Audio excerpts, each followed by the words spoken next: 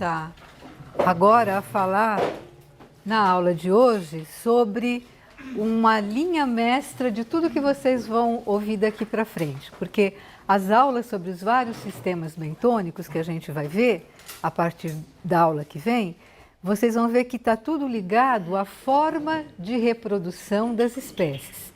E o que quer dizer a reprodução? Tem a ver com a história de vida dos organismos. Então, para os organismos estabelecerem comunidades, estarem vivendo no bentos, associados umas espécies às outras, esses organismos têm histórias de vida diferentes, muitas vezes diferentes uns dos outros, mas em muitos pontos essas histórias de vida são coincidentes. E é muitas vezes por isso que eles conseguem viver em conjunto, apesar de serem espécies muito diferentes, pertencerem a filos diferentes. Então, essa história de vida é a linha mestra que passa por toda a organização de uma comunidade. E dentro da história de vida, então, nós vamos ver que a reprodução desempenha um papel crucial, ainda mais quando a gente for falar em desenvolvimento larval, em dispersão de espécie e em estabelecimento de comunidades, né? Então, quando a gente define a história de vida de um organismo, na realidade são os vários estágios por que a espécie passa ao longo da sua vida. Então, desde a hora que ela produz gameta, ou seja, que os gametas se reúnem e formam um novo indivíduo, até a hora que ela passa a ser um doador de gametas, um produtor de gametas, e passa a formar um outro indivíduo, quer seja pela forma sexuada, quer seja pela sexuada, como a gente já vai estudar daqui a pouco, né? Então, essas fases todas por que passa o organismo, desde gameta até passar pela fase embrionária, fase larval, a fase do jovem e o adulto, que depois vai ser um produtor de gameta, fechando o ciclo, essas fases todas recebem o nome de desenvolvimento ontogenético, ou seja, ao longo da sua vida. Então, é desenvolvimento que passa o indivíduo ao longo das fases diferentes de sua vida. E essas fases são diferentes porque cada uma dessas tem requerimentos energéticos e ecológicos diferenciados, hormonais, funcionais, diferenciados para cada grupo, né? Bastante marcantes. Então, hoje, o que a gente vai ver e por que eu falei que a aula é abrangente? Porque nós vamos ver todas as estratégias reprodutivas que os organismos utilizam, os bentônicos, né? Nós vamos esquecer do plâncton nessa aula, então nós vamos falar em estratégia reprodutiva que tem reflexo direto nos animais bentônicos, os tipos de desenvolvimento ontogenético, a dispersão das espécies, o assentamento das larvas, os fatores que influem nesse assentamento e como que as populações podem se manter em determinado local uma vez que elas chegam e colonizam esse local. Então, quando a gente fala em reprodução, existe a primeira divisão que se pensa são nos dois grandes grupos, assexuada e sexuada, baseado o quê? Na produção de gameta, né? Se são indivíduos diferentes, cada um produzindo gameta, esses gametas se encontram, ou seja, encontro de sexos, então sexos diferentes, reunindo para formar um indivíduo, ou o mesmo sexo pode se dividir e formar indivíduos, replicar indivíduos, né? Então, é a replicação do organismo. Então, dentro desses tipos, grandes tipos reprodutivos, nós temos vários outros procedimentos, outros processos de reprodução assexuada e tipos de reprodução assexuada. Então, dentro da reprodução assexuada, a gente vai falar um pouquinho da fissão, fragmentação, partenogênese e da reprodução vegetativa e do brotamento. Então, eu vou dar exemplos para vocês para lembrar e facilitar a recordação das coisas. Então, a fissão e a fragmentação, vocês podem falar, mas não é a mesma coisa? O indivíduo não está se dividindo? É no sentido de que ele está se replicando. Então, é uma reprodução assexuada, sem parceiros sexuais. O indivíduo do mesmo sexo se divide. Só que ele pode se dividir de duas formas. Pela fissão, quando um indivíduo simplesmente se contrai determinada parte do seu corpo, né, como nos ciliados, e o indivíduo dá 2 indivíduos exatamente iguais a ele, de tamanho na metade do corpo que ele tinha. Isso ocorre nos ciliados, que é bastante visível e bem estudado. Bom, é um processo bastante primitivo, né, no começo da evolução zoológica, e passou rapidamente esse processo assexuado para a fragmentação, que é muito mais, evolutivamente, é muito mais compensador para o organismo, porque ele não tem que se dividir pela metade.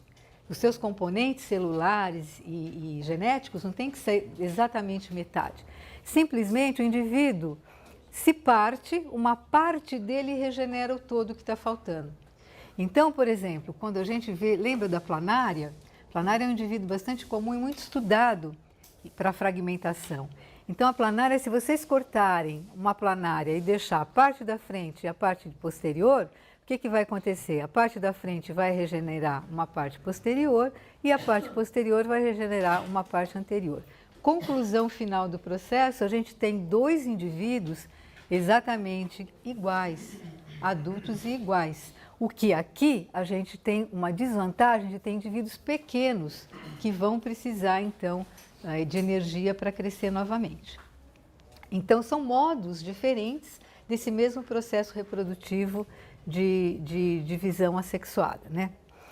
Outros casos bastante comum, por exemplo, é os filamentos do pé de uma anêmona, né? Então, a anêmona pode, por exemplo, fragmentar o seu disco basal, forma-se um tecido de menor resistência horizontalmente ao pé e cada pedacinho do pé, então, vai poder se transformar num novo indivíduo completinho.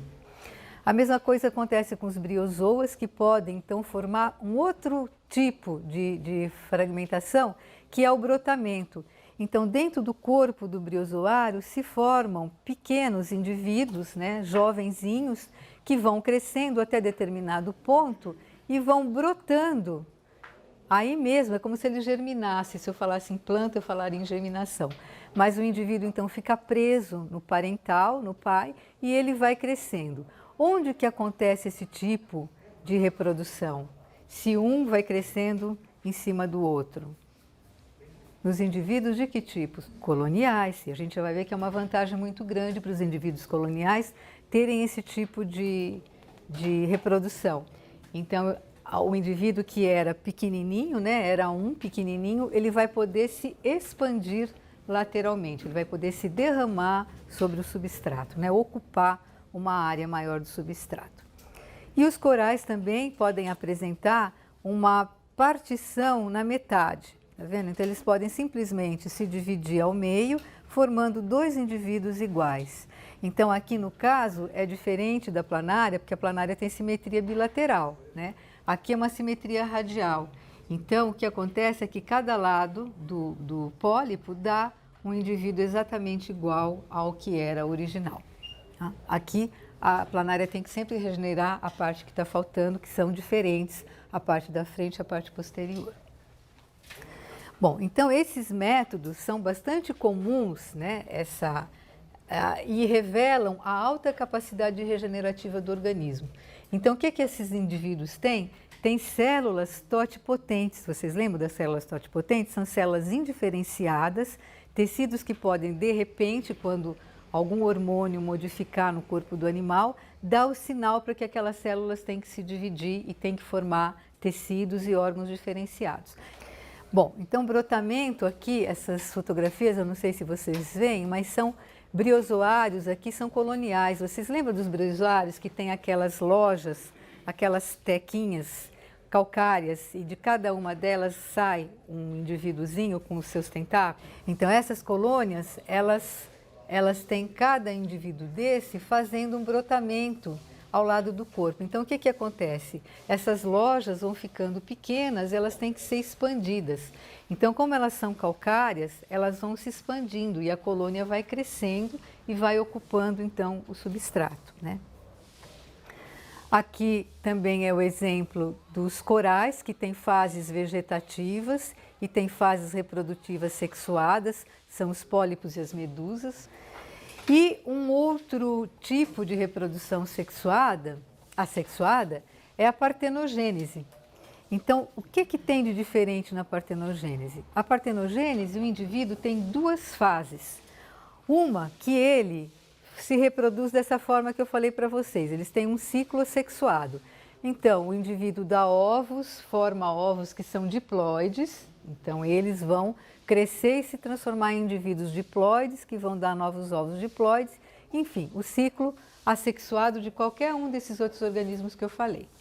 Mas a novidade que apareceu aqui na partenogênese é que, de repente, devido a qualquer estímulo, geralmente ambiental, ligado à temperatura, a aumento de salinidade, variação de salinidade, algum estímulo geralmente externo, faz com que o organismo entre num ciclo sexuado. Então, em vez de dar ovos diploides, o indivíduo vai dar gameta masculino ou gameta feminino. Então, esse choque ambiental faz com que as gônadas comecem a fazer material genético haploide, não mais 2N diploide, mas haploide. Então, o indivíduo vai ser macho ou o indivíduo vai ser fêmea. E assim, liberando os espermatozoides ou os óvulos, vai haver a liberação, a fecundação e se cria então os ovos, que geralmente esses indivíduos, como eles habitam ambientes, por exemplo, a Artemia salina, que tem lagoa, vivem em salinidades extremamente altas, de 40, 50, 60 por mil, lagos salgados, né? Muitos animais geralmente de água doce, poucos são marinhos que apresentam esse tipo de desenvolvimento, mas também tem. Então, esses indivíduos vão formar ovos de resistência, esse ovo que então veio do cruzamento de macho e fêmea, que esse ovo de resistência, quando aquelas condições adversas do ambiente acabarem, então eles passam a dar um indivíduo que vai ser de novo diploide e vai se formar, né, se transformar dessa forma, vai se reproduzir assexuadamente. Então o que acontece? Essa população vai ter picos de crescimento muito grande nas condições favoráveis ambientais, em que os indivíduos estão se reproduzindo por partenogênese, desta forma assexuadamente. E quando as condições do ambiente ficam adversas, seja por gelo, por exemplo, nas regiões polares, por qualquer coisa, então eles entram numa resistência. Mas para eles entrarem nessa fase de resistência, nesse ovo, eles precisam ser formados através de um ciclo sexuado. E geralmente, o que a gente tem na natureza é uma combinação de processos como esses com a reprodução sexuada, que é, por exemplo, o caso dos corais, que tem uma fase assexuada de pólipo, que eu falei para vocês, de brotamento, e depois ele tem uma fase medusoide, em que há a produção de gametas, né? Então, geralmente, o mais comum no mar é a gente ter essa alternância de fases ou mistura de tipos reprodutivos. Bom, reprodução assexuada. O que acontece na reprodução assexuada? Todos os indivíduos são iguais, não tem possibilidade de mudança evolutiva, certo? As mutações são mais complicadas, porque a gente não tem aquela mistura genética que pode dar variabilidade e a melhoria na descendência, né? Então, a gente tem uma variabilidade genética muito pequena, porque não tem recombinação gênica. As populações, na realidade, são clones uma das outras com diversidade genética muito pequena. Então, qual é a grande desvantagem disso aqui? Se der qualquer praga, qualquer fungo, qualquer doença, mata todo mundo. Não existe um que seja mais resistente que possa modificar a população e fazer essa população se manter. Simplesmente todos são iguais, todos podem ser atacados igualmente e todos podem desaparecer. Então é um risco para a população não ter a variabilidade genética que é dada pela reprodução sexuada. E é a estratégia que é geralmente usada pelos organismos coloniais. Mas aí eu falei para vocês as desvantagens, né? Que são bastante grandes se a gente pensa em descendência. Mas também tem suas vantagens, claro, senão isso aí não estava perpetuado nas espécies. A primeira delas, veja, são organismos coloniais, né, que eu falei para vocês, que tem esse tipo de reprodução. Então, a razão superfície ocupada pelo animal por volume, que eles são pequenininhos, então essa relação se torna favorável e eles podem ocupar grandes áreas. Porque se não fosse por esse tipo de aumento superficial, seriam organismos muito pequenininhos vivendo em locais muito pequenininhos, eles não teriam a expansão das suas populações. E tendo esse tipo de reprodução, eles conseguem então se espalhar e ocupar um ambiente bastante amplo. E outra vantagem também é a divisão de trabalho nas colônias. Então a gente tem especialização de funções nas colônias. Então existe divisão de trabalho entre os indivíduos, geralmente entre os indivíduos de uma colônia. E aí sim a reprodução sexuada. Então esse é o grande, eu falei para vocês, quase 98% dos organismos, 99% tem reprodução sexuada porque alguma coisa ela tem de vantagem, né? Senão a evolução não tinha ido nesse sentido. Qual é a grande vantagem? Exatamente é a recombinação gênica. Então permite com que haja variabilidade, né? Permite com que haja diversidade. E a diversidade de espécies faz com que elas tenham requisitos diferentes e possibilidades diferentes de ocupar vários ambientes. Então, a dispersão, na realidade, está muito ligada à reprodução sexuada. E também dentro da reprodução assexuada, nós temos dois tipos. O primeiro deles é o hermafroditismo, em que os indivíduos possuem os dois tipos de gameta, o gameta feminino e o gameta masculino. Então, não é a forma predominante, né? O indivíduo formar os dois tipos de gameta ele mesmo também não é muito interessante, embora seja sexuado, porque a gente vai ver que dificulta a recombinação genética muitas vezes, né? Onde que ela geralmente ocorre? Nos organismos que são sedentários, organismos que ficam presos ao substrato, não têm a capacidade de se locomover para poder achar o seu parceiro, para poder procurar, por exemplo, o macho procurar a fêmea ou vice-versa.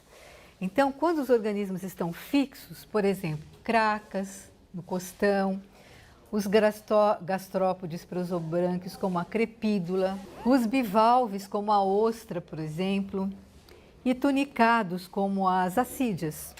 Então, eu vou falar para vocês de duas espécies de hermafroditismo. O simultâneo, que é uma fertilização cruzada, que todos os organismos daquela população estão em reprodução ao mesmo tempo, e o hermafroditismo sequencial, quando o aparecimento de um sexo vem antes do outro, e assim sucessivamente. Bom, o primeiro caso é esse aqui, o hermafroditismo simultâneo, que acontece com as cracas, né? Então, as cracas, lembrem-se, elas estão uma pertinho da outra no costão, uma juntinho da outra. E o que acontece? A craca desenvolve tanto o aparelho masculino, né? Então os testículos e o pênis, e um ovário feminino, com uma abertura genital feminina, dentro do indivíduo. Como eles estão muito perto uns dos outros, então todos estão em reprodução ao mesmo tempo, é simultânea a reprodução. E aí o macho, então o indivíduo, né, que é macho e fêmea, né, hermafrodita, ele lança seu pênis no orifício genital da craca que está do lado, e essa craca que está do lado lança seu pênis no orifício genital da craca que está do seu lado. Então, o que acontece? Todas elas trocam material genético, umas do lado das outras, sem ter que procurar parceiro. Outra situação de hermafroditismo é o sequencial, em que o indivíduo primeiro que chega, a crepídula, isso aqui é típico de crepídula. Então, o nome da crepídula é bem dado, né? Foi dado crepídula fornicata. Por quê? Porque elas estão numa cópula sempre. A primeira crepídula que vai chegar no ambiente, a larvinha chega e transforma no adulto e dá, então, um indivíduo, é uma fêmea. Se ela chega, a primeira que chega no substrato, na rocha, se transforma em fêmea. Então, ela vai ter ovários e a gônada feminina. A segunda concha que vai chegar, o segundo indivíduo que vai chegar, se não chegar no chão, não tiver mais espaço aqui embaixo, ele vai grudar, vai chegar e vai tentar se fixar em cima da que está lá, né? Que para ele é um substrato rochoso, então ele vai se fixar. Então, na hora que ela se fixa, o que vai acontecer? Quando essa larva se transforma em adulto, essa fêmea já está produzindo hormônios e vai incentivar, vai fazer com que esse indivíduo transforme-se em macho, ou seja, os hormônios masculinos vão atuar, vão ser formados e as gônadas masculinas vão ser formadas nesse indivíduo. Mas aí acabou o espaço e vem outra crepídula e vai de novo ficar em cima desse indivíduo aqui, porque ela precisa de espaço, ela tem que se apoiar. Então o que vai acontecer? Esse macho que copulou com essa fêmea vai se transformar num hermafrodita. Então ele continua tendo o seu aparelho genital masculino, pode continuar fecundando as fêmeas que estão no andar de baixo, aqui principalmente essa, mas ele também vai ser uma fêmea para aquele que chegou em cima dele, que vai ser o macho. Então, o que acontece? Os indivíduos recém-chegados na colônia são sempre machos. Os indivíduos que estão no meio do sanduíche são sempre hermafroditas. E os indivíduos basais que estão naquele conjunto de crepídulas habitando naquela rocha são sempre fêmeas. Então, a gente tem um incentivo, né, um estímulo da mudança sexual, do hermafroditismo, dependendo então de quem chega, do modo de vida, da história de vida desses organismos. Então isso é um hermafroditismo bastante elaborado e foi uma estratégia que essa espécie adotou para poder então viver em espaços em que o problema, o espaço físico para ela se assentar, para ela andar, se fixar é essencial, né? É crucial. Bom, os sexos separados, né? Então os organismos são dioicos. É a regra quase que geral para todos os invertebrados e para as algas marinhas. Então, se a gente, voltando ao coral, a gente vai lembrar que a obélia, né, é um sifozoário e tem então na sua fase medusoide a medusa macho e fêmea. Então a gente vai ter óvulo e a gente vai ter esperma que vai ser liberado na água, vai haver fecundação, o novo indivíduo então vai formar o pólipo, né, que vai por brotamento crescer. Então a colônia cresce bastante nessa fase vegetativa assexuada, enquanto que ela se dispersa através das medusas que têm a sua fase sexuada, que vai levar o material genético daquele indivíduo, daquela colônia, para outras, expandindo o seu habitat, né, para outros locais. Aí nós temos várias estratégias reprodutivas dentro da reprodução assexuada para transferência de gametas, porque a reprodução sexuada, o indivíduo pode ser móvel, porque ele pode procurar o seu parceiro.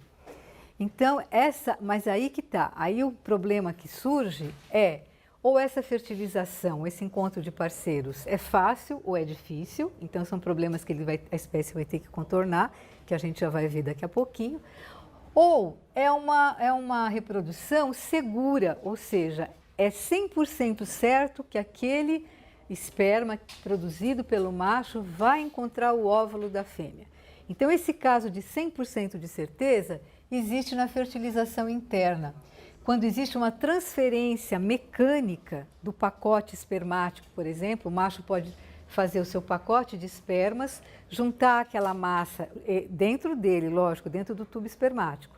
Um muco é produzido, aquelas células espermáticas são colocadas em estruturas chamadas espermatóforos, que nada mais são do que pacotes de espermatozoides. Claro, estou fazendo milhões de vezes esses espermatozoides aqui, né? Unidos, então, por um muco ou por células com reforço, né?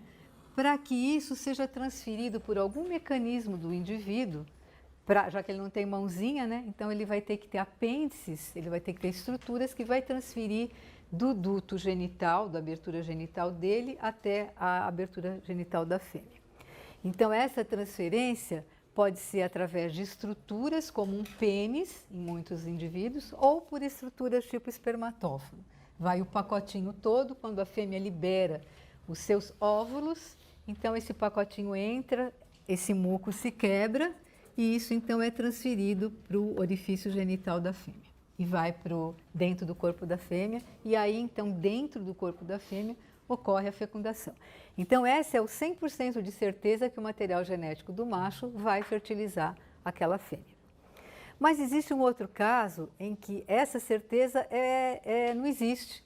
Então, existe um grau de incerteza muito grande quando o macho não tem estrutura nenhuma para transferir o seu material genético para a fêmea. Então, ele lança na água esses espermatozoides. As fêmeas podem ser a mesma coisa. Elas podem também liberar para a água. Então, ou o macho libera na água e isso é em tão grande quantidade que a fêmea consegue absorver isso, consegue receber esse material genético, ou macho e fêmea, os dois colocam seus óvulos e espermatozoides na água e a reprodução é externa ao corpo feminino. Né? Então, a liberação de esperma, né, para fertilizar as fêmeas ocorre em bivalves, por exemplo, como ostras, em esponjas, enquanto que a liberação de ambos os gametas, o mais tradicional, o mais lembrado, qual que é? Corais.